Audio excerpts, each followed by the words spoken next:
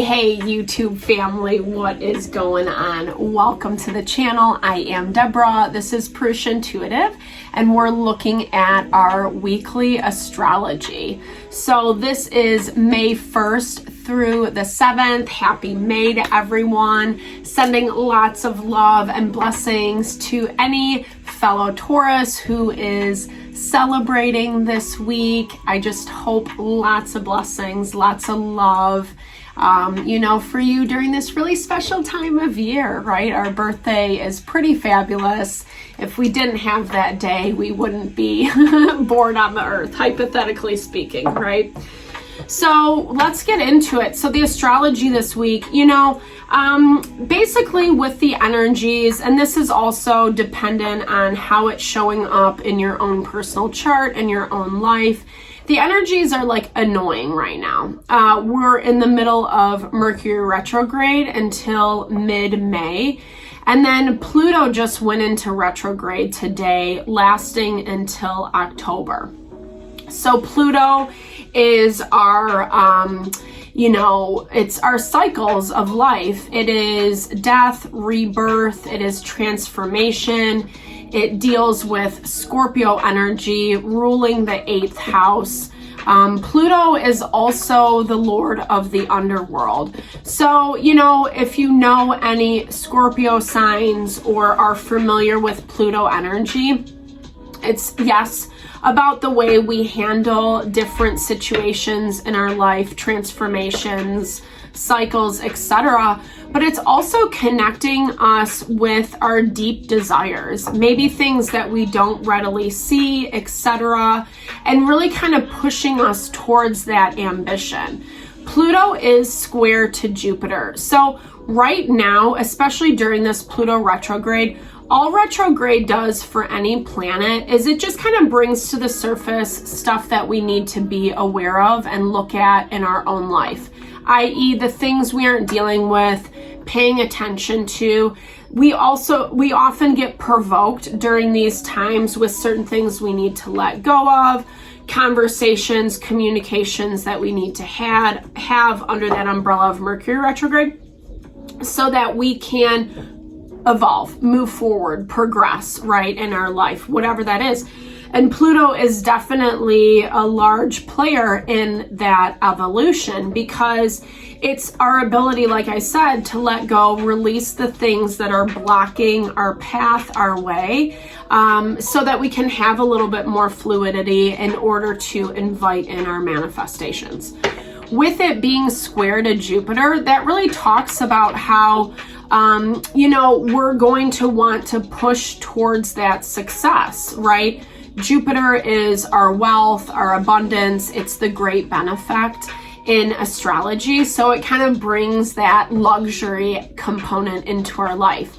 And we all know, we all want to be happy. We want to be sustained. We all have different values of what luxury is to us. And it's important to identify that, right? Because that is an element of our happiness, of our fulfillment. When we let those things rule us, however, or we give our power away, or, we want our cake and eat it too. That's a really good one. Pluto will challenge us. And that's basically what that energy means of Pluto square to Jupiter is it's really time to let shit go. We've been seeing that energetically all across the board, not only like very specifically in the last couple years, but also just more readily within the past couple months since the beginning of the year, because we're kind of stepping into more of our empowerment. Our healing is found in that Aries energy. Chiron is in Aries. So we really need to be a little bit selfish right now, not at the expense of others or ourselves, but in an authentic way of like, is the life I'm living, are the things I'm doing, are the people I'm surrounding myself with really making me happy, or am I just doing it because?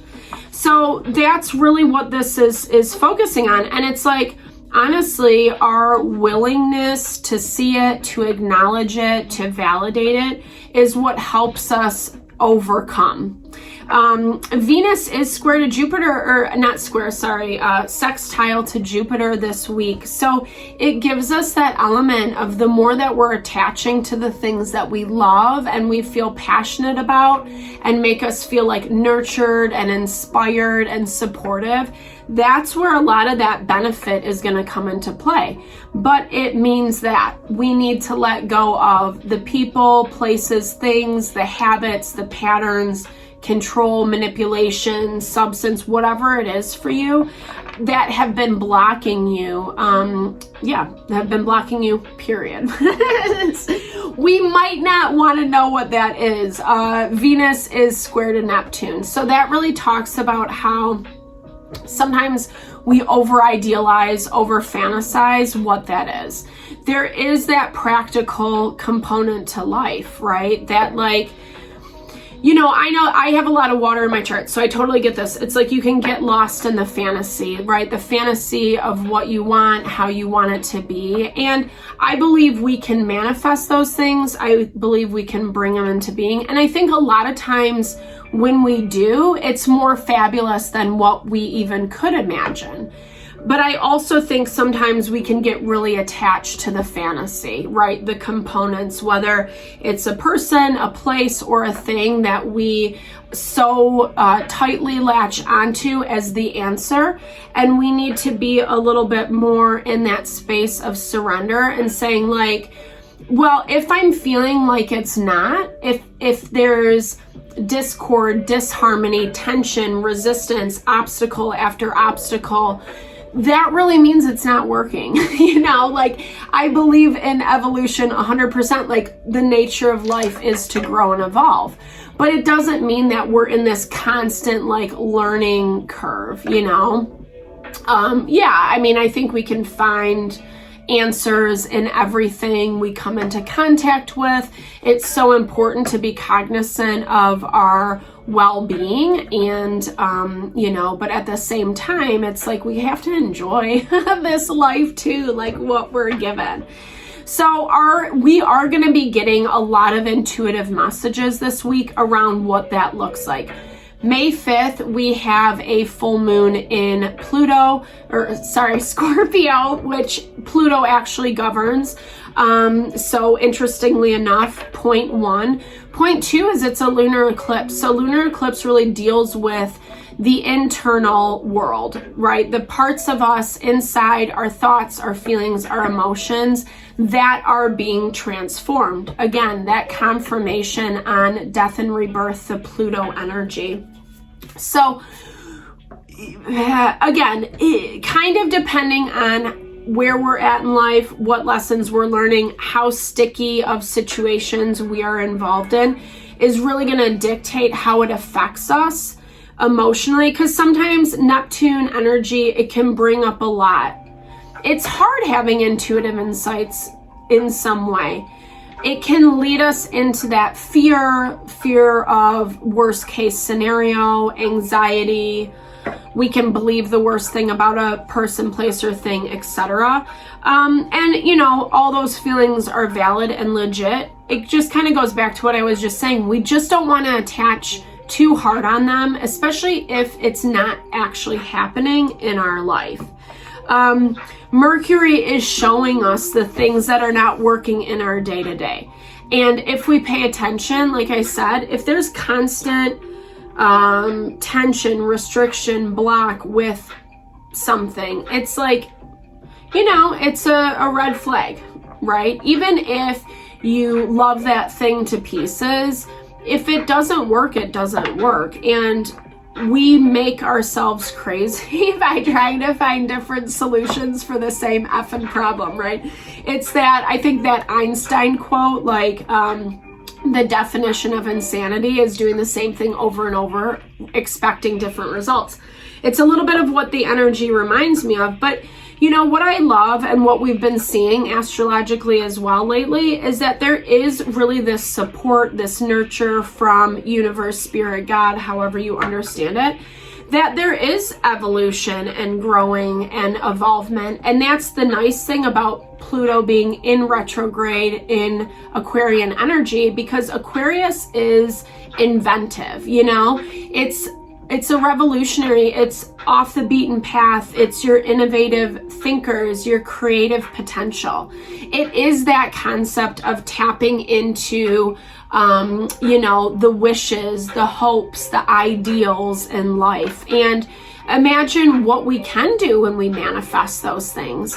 But in order to manifest those things, right, like we have to pay attention as to whether what we're doing is working. If it's not effing working, that's what needs to be let go. And like I said, it can be, you know, a habit, a way of showing up in life, how we interact with people, our blockages, our walls that we built. And then if it happens to be like a person, you know, a relationship that maybe is toxic or not really honoring us, you know, it all really depends. We have to be honest with ourselves whether it's worth it or not to have that person in our life. But it's also the other layer of like, we don't always have to completely cut people out, right? We can evaluate or redefine how much time and interaction we have with them based off of the level of unhealthiness, toxicity, etc. So I'll definitely upload a astrology video around the full moon for this week, probably a little bit towards midweek. It's going to, like I said, it's really going to shed light on what we desire, what we're truly authentically desiring. Sometimes we're ashamed of our desires, right? I kind of see that a lot with Scorpion energy, like, you know, we have social context, cultural context of what we should be doing, how we should be acting, behaving, blah, blah, blah, right? So a lot of times we put these expectations on what we should, you know, how we need to show up. And while yes, I think you're gonna have to acclimate to society in order to survive, I think there's also a little bit more buffer room than we give credit for. It doesn't have to be so linear, so rigid. We can be comfortable and confident in ourselves. And like actually when we do those things, when we express our quote unquote truth, not just how we like want things to look or be perceived, but what's authentically true for us, we actually like attract things into our world that are way more satisfying, fulfilling, heart honoring, you know, and so much of it is about relinquishing that ego control. It's so interesting too, just as a side note, guys, because this really taps into the South Node has been sitting in Scorpio for a while.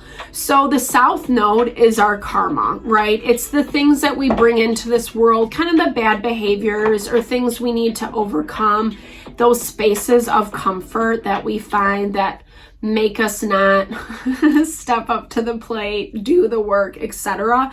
So there is like this knee-jerk reaction to kind of want to like, you know, I'm not going to do that because like F her, you know, or him, like they don't deserve that, or, you know, I'm like whatever ways we kind of like try to justify ourselves when we know our soul knows, hey, maybe you do need to just talk to that person. That's a number one thing, especially Mercury retrograde, that's been coming up a lot this week in the zodiac readings, is that like there's more things that need to be discussed, more information that needs to be discovered. So instead of like just assuming that it's what you think it is, it's really beneficial to actually like get the legit information. First-hand information is like what I should say. So, you know, I don't know. I'm not like, I don't think this is the worst time, you know, energetically, the worst week. I think there's frustrations and annoyances and things that are popping up that we might not like, but it's actually, yeah, I love this. It's actually helping us empower ourselves. Trine energy with the first house. First house is house of self, ego, etc. And the trine is giving us fluidity and ease and helping us towards our goals, our destinations. So they're coming in, you know, it's coming in. It's just like we also have to do some of the legwork in order to make it happen. And it feels really satisfying on the other end, right? I love this. We're in Taurus season, connecting with what makes us feel grounded, stable, what we love. There's that Venus energy. Venus rules Taurus, and Taurus is our money, our possessions, like our material world, right? We all deserve to be happy. And so this is like saying like, okay, you know, really step up to the plate, figure out what that is, make decisions accordingly this week, continue or start letting go of the BS. It's like individualizing yourself. You know, we're all unique, we're all beautiful, we're fabulous, we all have something to like bring to the table. But often it gets lost in our socialization, in our wants, our desires to be accepted, to be like everybody else. Or, you know, I think it's more about acceptance versus like, I think we like being individual, right? But we have a tendency to like, you know, kind of herd mentality, do what other people are doing. And there's so much, there's that first house again. There's so much of this need to be autonomous, you know, like, yeah, have your things, like your lover, your career, you know, your friends, etc. But also know who you are foundationally and separate from all those things. Don't let those things be your defining factor, is what I'm hearing. And this is the collective lesson right now. You know, we're being forced. Yeah, this devotion. That was actually on the bottom of the deck when I started the reading, sorry. So devotion to the process. Easier said than done. We all know that. Healing change is hard. We don't want to let go, but we're kind of at this point right now where it's like, if you don't let go, it's going to be more painful in the long run. Yeah, and come back to bite us in the butt, especially with that Pluto retrograde in Aquarius and also with Saturn in Pisces. So it's just going to make things messy. And really, we have this opportunity to see things clearly and work from a place of knowledge, empowerment, wisdom, intuition versus like floundering through it. We just got to take a step back and listen in. So I hope this helped for this week, guys. Lots of love and blessings with whatever you're navigating. Life is messy. I totally get it.